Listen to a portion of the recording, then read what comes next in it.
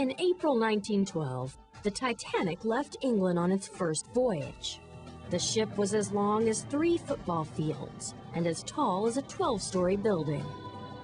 At that time, it was the biggest and most advanced ship ever built. It was supposed to be unsinkable. But a few days into its voyage, the Titanic hit an iceberg.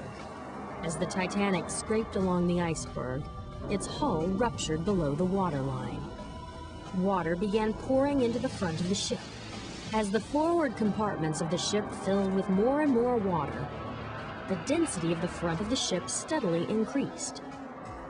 While passengers struggled to get into lifeboats, stresses were building up that would soon break the ship in two and sink it.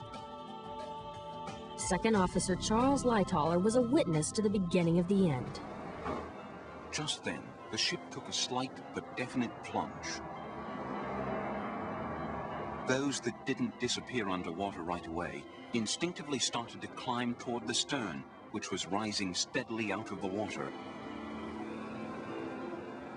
I knew only too well the utter futility of struggling towards the stern. There was only one thing to do. As Lightoller and others struggled for their lives in the icy waters, the Titanic came closer to its end. As the flooding front of the ship became heavier, the back of the ship rose up out of the water. Lightoller describes the astonishing details of what happened next. The bow of the ship was now rapidly going down, and the stern rising higher and higher out of the water. The terrific strain of bringing the after end of that huge hull out of the water opened the expansion joint near number 1 funnel, causing the funnel to fall, missing me by inches.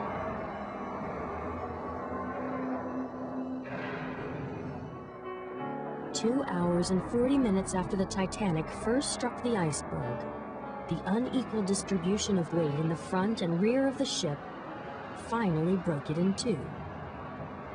The grand ship sank, sending more than 1,500 people and the greatest ship of its time to a watery end.